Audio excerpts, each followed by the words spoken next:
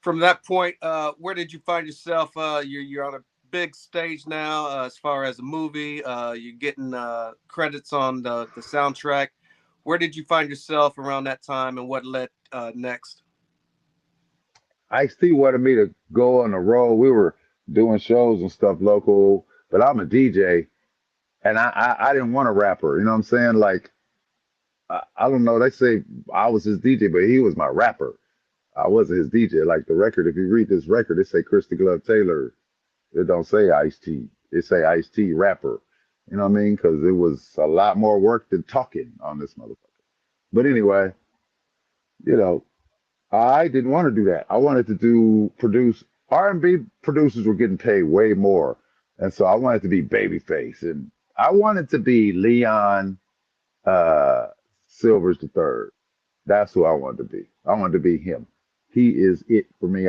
Quincy's cool and all of that greatness and whatever, but this dude Leon is a beast upon beast amongst himself. He could walk into any room of greatness and be the greatest.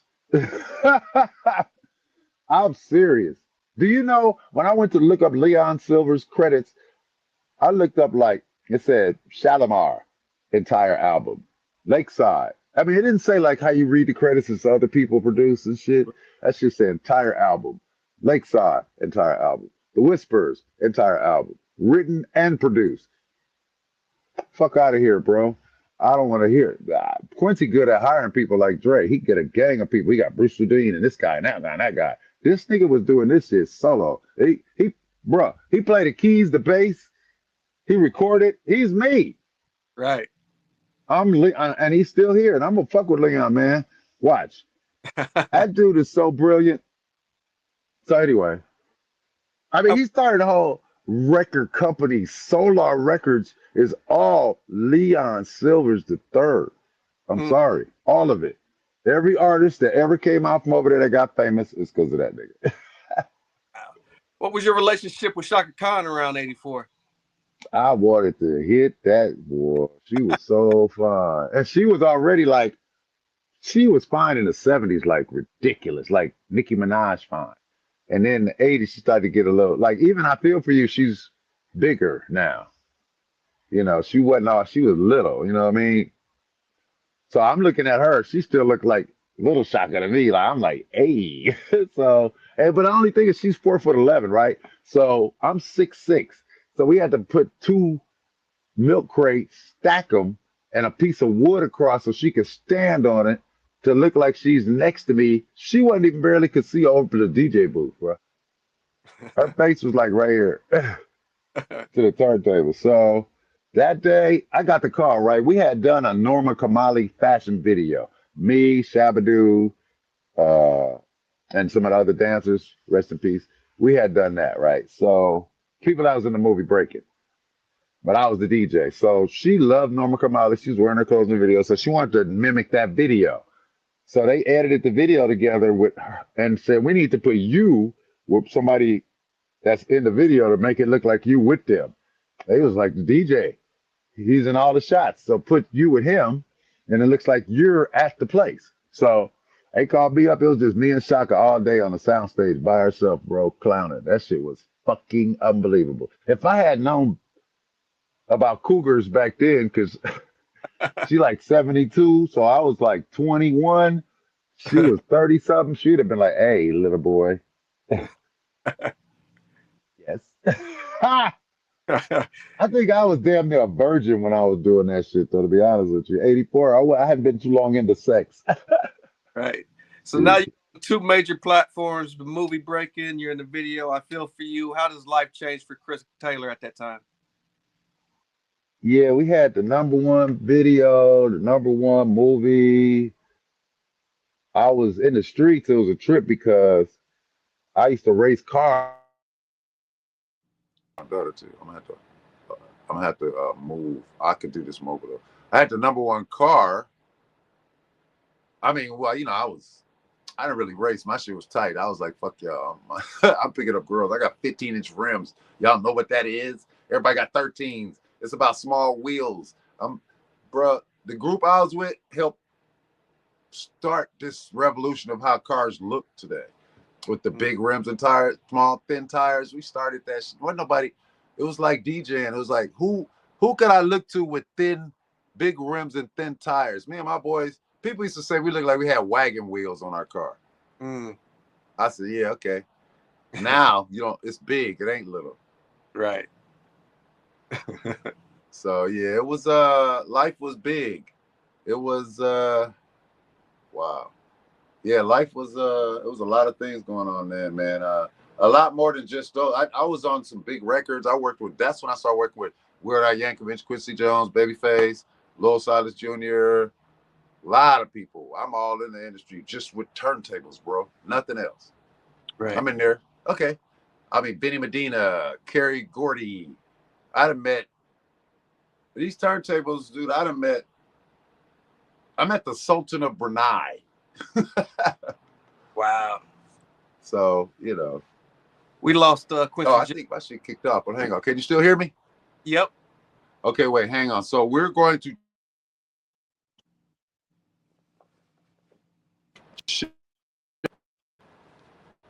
I have to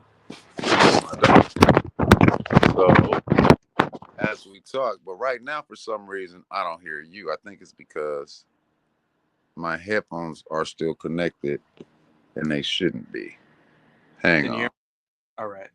Now I can hear you. Okay. And you can still see me, right? Yep. Okay, so the next thing was we were talking about how did it change? After I started doing those things, I got, you know, I was playing keyboards and I had put together a group. I was also the hottest DJ in LA, DJing at all the clubs. And so I was a DJ making money. DJ life is way different than all the rest. And then, because it's like you an artist. You get there, they cheer, you go up on the thing, you play the music, they dance, they love it. And you Right. built in because you ain't got to sing your songs. You're playing other people's songs, and they love it. That's why all these what you call the people blow up. What you call them EDM DJs? Which I swear, before I started DJing, I didn't never see nobody point a camera at a DJ. They pointed Mm. them cameras at me and the Egyptian Lover. We even got documentaries of what are you doing up there? It was that. It wasn't like, ooh, let me take a video. They, like I said, movie, bro. It wasn't even.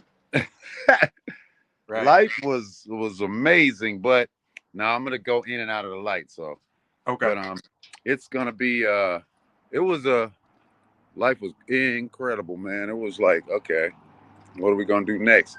So after I put together an R&B group, I get one of my homeboys introduced me to Dr. Dre.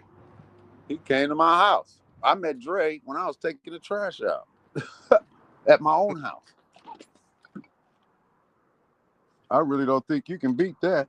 What year was that around? 1989, the number, another summer. Down. Down with the funky drama. Yeah, bro. That was that year.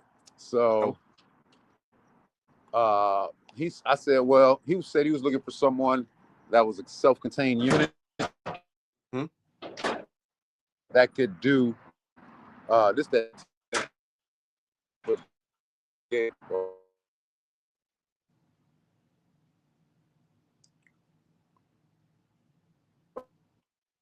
See any of this shit. This is the house from the Gin and Juice video. Oh wow.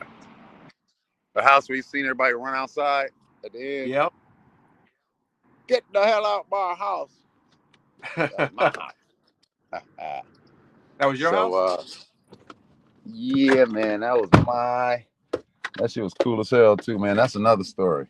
So let's see if we can get this how I like to do this. Just I'm gonna have to roll like this. They like, why is this dude driving around city with the light on his car? You can see me? Yes, sir. This is one of your crazy interviews, huh? We taking it to the streets. So we're gonna switch over. Give it a second. Okay. Dun, dun, dun, dun. I have a 19-year-old daughter, and she.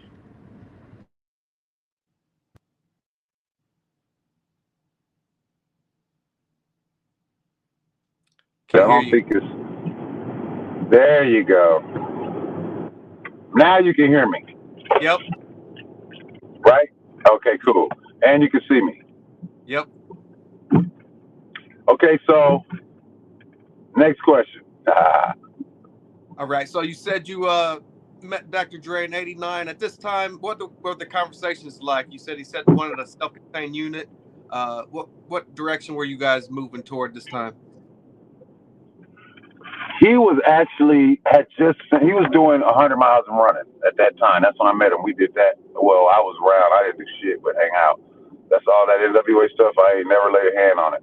But I'll be around, and I had input personal. We used to party all the time. You know, I was a DJ, so I started getting him to the west side. They was in Compton. Remember, I told you we stayed where we were back then. But Mm-hmm. then I got him going over here for that. Got him into the clubs and whatnot. The whole NWA crew learned about light skinned chicks. But anyway, uh, so I was doing my group, so I was doing the beats, and you know I'm a DJ, so I was sampling and digging. I was like, I didn't know I was producing like crazy, and I wasn't doing no rap. You know, the only rap record I did was that. Actually, I had some friends that were rappers, but they were all creatives trying to do different types of stuff. Mm. So I was helping with that. Like my one homie, we did a song called Lonely Ones, where he played the drums on the table, and I sampled it, and then put a kick in the snare with it, and then and then the homie sang the Beatles, All the Lonely People part. I ain't never heard nobody do it. That shit was so dope. Anyway, he was breaking up with his girlfriend, so he had a song about that. And so I could do all kind of things. And so when I meet Dre, I play him some of the music from the group. So he said, okay, well, I'll sign the group and I'll sign you he said, I'll sign you as a producer because I'm also an engineer and all that. And I was like, well, you got to sign my group. So he said, okay, I'll sign group. So we got a deal at Ruthless. We were the only R&B group ever signed there. Um, and I met Easy and all that. We used to talk, me and Easy and Dre would talk every morning at 6 in the morning. Them two would call me for like 8 months every day. Mm. Ain't matter where they were, they always did that. So it was a trip too. But that Ruthless life was interesting. It's as soon as I started working with Dre, I was thrust into a spotlight. It was always cameras and shit and people around and fucking a lot. So that happened. I mean, I was used to it because I was the superstar DJ, so I had platinum before any of them. You know, I was already signing autographs as a DJ, so Right. I got it. But I was like, this shit is on steroids. These cats is hopping, and literally, it just kept growing from there. We left Ruthless because of a discrepancy in the pro broken only contract. Dre didn't get the money he was supposed to get. So we told him and showed it to him. So everybody who's all mad, they don't know who to be mad at. He could be mad at me. I broke them niggas up directly. Me and my boy Dave. It was us. We sat him down at his house when he lived in Thousand Oaks. We was like, look, bro. No, he lived in Agora Hills. That's where it was. Like, bruh, you got your house, Terry Heller. Jerry Heller's your All the hellers got your money, bro. You what? Right. And then look at the contract. We got 500,000. We didn't get 250,000. So Right. your money is half off. So let me close this alarm. This shit keeps going on. Can you hear me? Yep. Did you lose me? No, I got you. Hello? Yo, yo.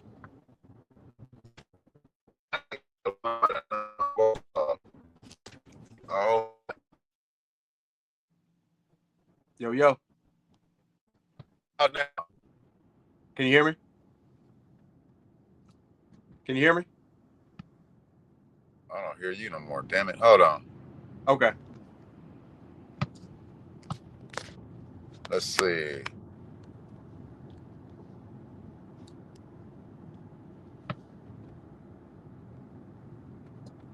Or she kicked me out. Okay, wait. Can you hear me now? I can hear you. There you go. Hey, buddy. Can you hear? Okay, so yes. Okay. And thank you. I know this is odd, but I gotta do It's these all things. good. So anyway, okay, good.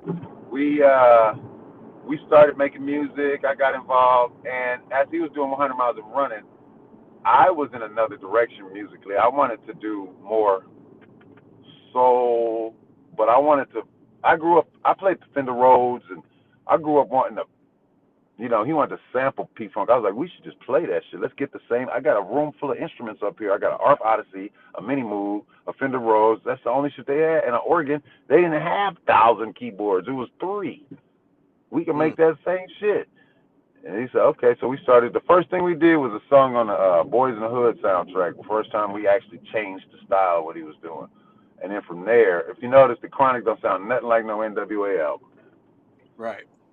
So that's kind of where I came in. I was like, look, we're going to do this. We're going to sample these records. We should just do this.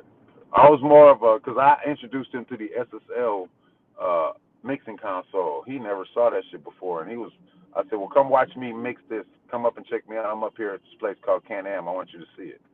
So he came up to Can-Am. He had never been there. And he said, this looked like an airplane cockpit. And I was like, yeah, watch this. And I hit a button. And he had just told me a story about how it took all 9 of them to mix the record because you got to have like everybody holding faders and then you do the breakdown. You got to, 6 people got to pull down. Mm-hmm. I said, watch this. Click. I hit a button. All the faders start moving by themselves like in a wave. He was like, what? I said, yeah, bro, it's called automation. I'm here by myself. I'm an engineer. I don't need none of them. And ever since then, his whole shit changed. It was like what you call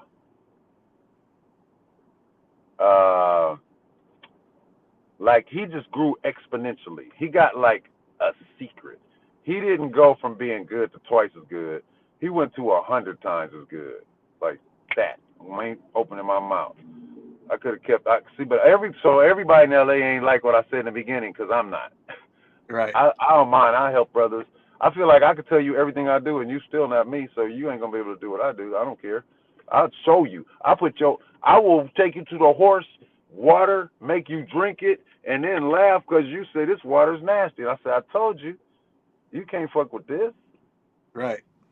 So yeah, I was instrumental in development of the super duper producer. Not just a guy around that hung around. I'm completely different from all the guys who ever hung with, this guy. So Right. this, Which I'm, which tracks which tracks on the Chronic did you particularly work on? well, I actually wrote and produced all the music except for the organ intro on the Stranded on Death Row. That's the song that I did on that album. I usually have one song, so I did Stranded on Death Row at my house, and then brought the track to Dre. And then, I played on odds and ends of tracks and worked on shit, deep cover and all that. But then on Snoop's album, I did Doggy Dog World. I played all the instruments. I made up the parts, the whole shit. He played the drums. I played everything else. Like literally the kick and the snare and the hi-hat is what he played. But, and then I also did vocals. I'm the talk box on Who Am I, and I played some other parts on there. I think it's the piano part I played, that main part. But, I worked on,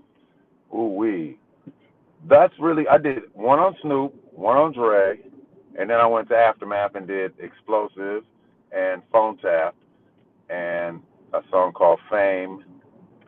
And, I worked on California Love. Those are the songs, and I got a song called Hello that I did for NWA.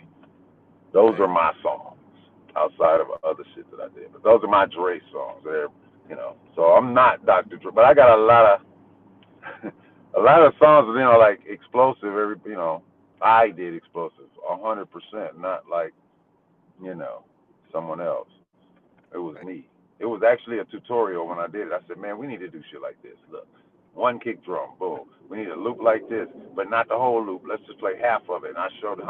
I broke. That's why it's a flip, because I cut that loop in half and stopped it. That's what the gap is. I was in the gap. I had learned about the spaces in the funk, and that's when I started. Explosive is my first one, then Phone Tap. You know what I mean? That's when you notice I'm the one with the stop and start drums. Right. I'm the drummer boy, so anyway, but it is what it is, I don't care. I mean, I care, but what the fuck? What you gonna do, buddy? I'm gonna Right. slide my intellect into another. I'm gonna slide my physical self too into another reality, one where I'm the billionaire. I'll find it as I sleep. I'm gonna wake up one day and be like, "There we go." Right. What do you remember most about life at Aftermath? Aftermath was so much fun, man. All the guys working there were cool. Now Death Row was not that, but Aftermath was like when I left Death Row, I was like, I ain't never working with this dude again. This is too many. Yeah, it's too many N words around, and man, hell no. I went through too many life-threatening moments being a hip hop producer and music. I was a music director on the tour, so we did the Chronic tour. We out doing arenas by night, beating niggas' asses by day. Like, you know what I mean? It's just fucked up. So, but Aftermath, on the other hand, was not that. It was like as if you met Don Corleone, and he wasn't about no violence. He was about money and spending it on the product. If you part of the product, you getting money spent on you. I Mm, was part of the product. right. So